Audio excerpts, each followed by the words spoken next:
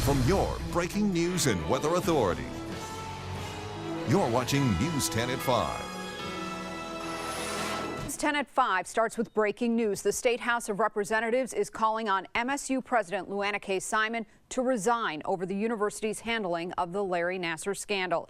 News 10's Chris Walker is live at the state capitol with the details. Hi, Chris. Yes, and House Resolution 234 is calling for Michigan State University President Luanna K. Simon to step down. Now, this bipartisan legislative body passed it 96-11 just about an hour ago, and they say they either want the Board of Trustees to call for her resignation or they want her to walk out on her own. And this all comes after Nassar's sentencing and victim impact statements. Live at the Capitol, Chris Walker, News 10.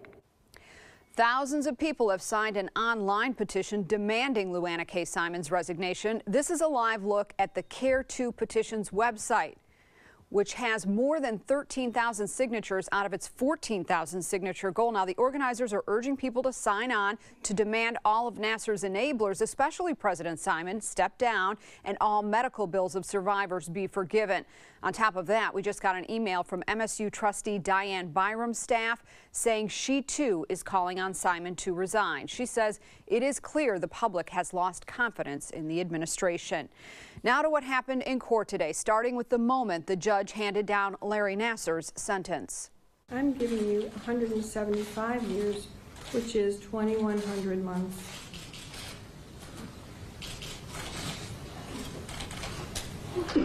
I've just signed your death warrant. The judge did not take it easy on the former doctor today, saying one size does not fit all when it comes to the punishment for sexually assaulting dozens of women. It was a judgment more than 150 survivors waited years, some decades to hear. The courtroom erupting into applause and hugs as Nassar was escorted out. We have team coverage on today's sentencing hearing, which started more than a week ago in Ingham County. We begin with News 10's Alani Latang, who just returned from a press conference with some of the survivors suing Nassar in federal court. Alani? And now that sentencing is over in Ingham County, women tell me they still cannot rest. The two big questions still keep them at night, and those are why and how Nassar was allowed to get away with this for so long. They look forward to investigations into MSU, Twistars, and USA Gymnastics to answer those two questions. In the meantime, one survivor tells us today's sentencing is a step in the right direction. It was very helpful to me on a personal level, but I also think we have a lot of work left to do. I think there's a lot of unanswered questions.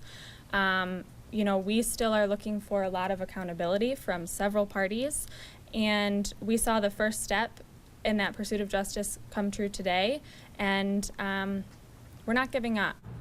One of the lawyers who represents more than 100 women suing Nassar, MSU, Twistars, and USA Gymnastics spoke to me about MSU's attempt to get the lawsuit dismissed and about the Board of Trustees supporting President Simon. That story coming up on News 10 at 6.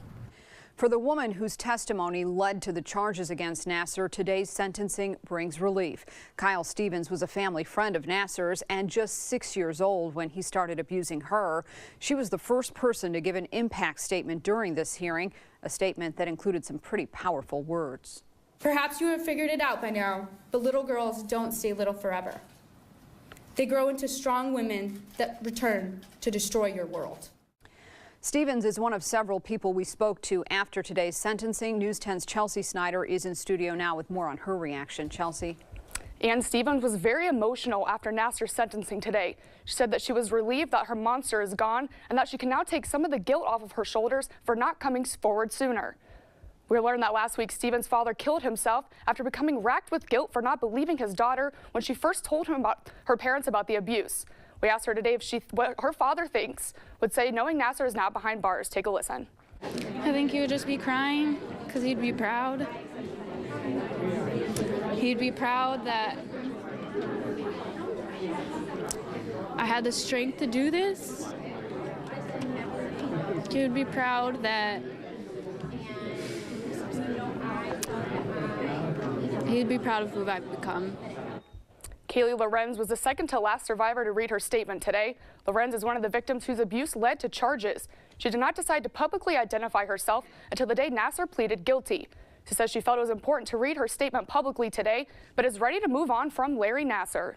It's been a long process, being in it from the beginning and telling your story and just being here today. It's a lot to do, and I think it's very important. Yes, I'm ready to move on, focus on school and focus on the rest of my life rather than this.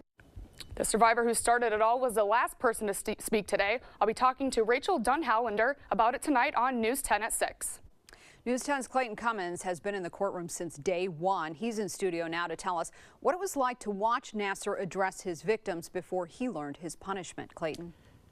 And I've never been in a room before where there was so much anticipation. Nobody knew what the attorneys would say, nobody knew what the judge would say, and most importantly, nobody knew what Larry Nassar would say. For survivors, the anxiety, the anticipation, the emotion was worth it watching Larry Nassar get a life sentence.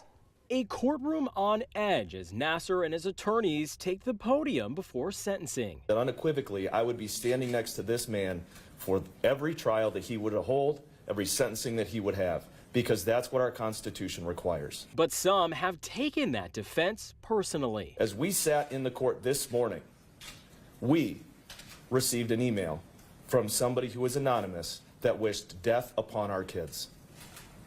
For standing next to the man and upholding a Constitution, a document and an oath that we took when we all went to law school. Nassar's attorneys say he's changed over the course of this case. Larry's soul is broken.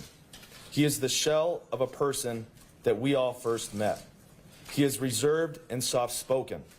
His tears are more frequent and our conversations are more somber. It wasn't long after that. I know Larry wants to address the court as well. Nassar would take to the podium words many around the world have been waiting to hear. Your words these past several days, your words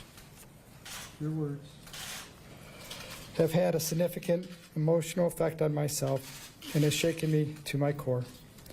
I also recognize that what I am feeling pales in comparison to the pain, trauma, and emotional destruction that all of you are feeling. But it wasn't until this moment the many survivors of Larry Nassar realized the time to move on is now. Are you guilty, sir? I have said my plea, exactly.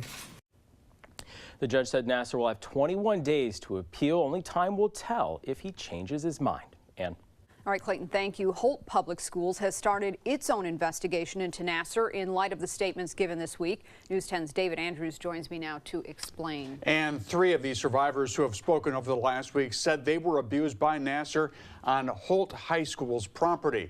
Nassar once served as a doctor for the district's athletic program until September of 2016. Now, one of those survivors is Abigail Mealy. She spoke yesterday about how treatments for her back problems started at Twistars and at Nassar's MSU office after hours. Because she was a student, she was also treated at Holt High School football games and in the Holt training room on a regular basis.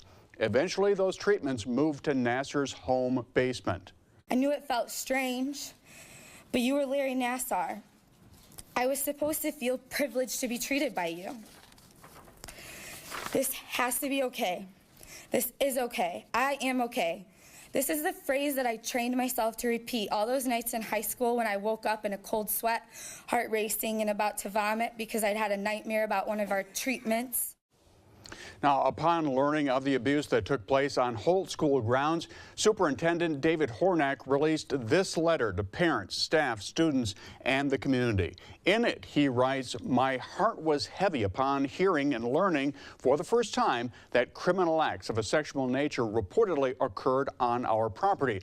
I cannot imagine the pain these young women have endured as a result, and being a father myself, I share the outrage our entire community feels." The letter goes on to reassure parents there is a strong policy prohibiting any sexual misconduct or violence which is designed to protect students in the Holt district.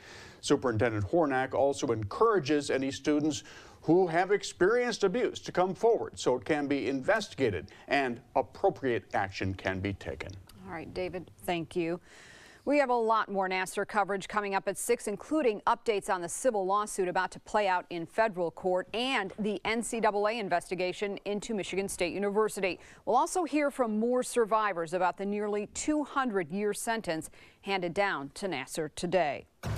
Well, some flurries flying in parts of mid-Michigan tonight. Andy Provenzano joining us now to tell us if they'll amount to anything tonight. Hi, Andy. Yeah, when it's a little bit here and there, it's actually because warmer air wants in.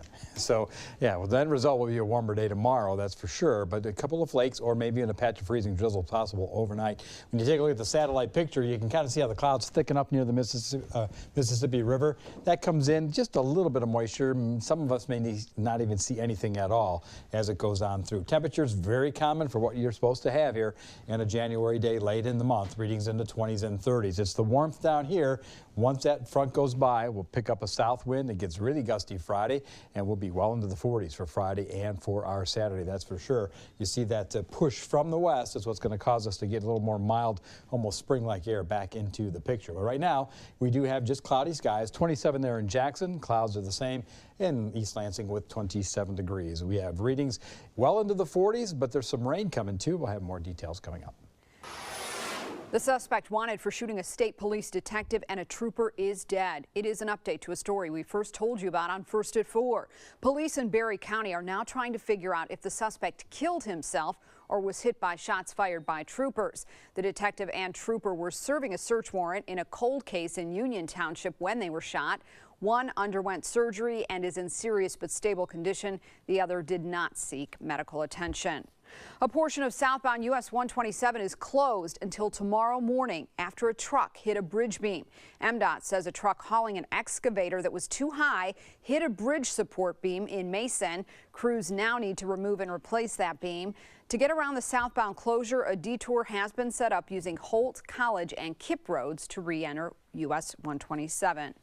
Besides that stretch of highway affecting traffic, there's also an issue on M36 or Cedar Street, which is closed between Columbia Street and North Street near Mason. News 10 at 5 will be right back with Andy's full forecast.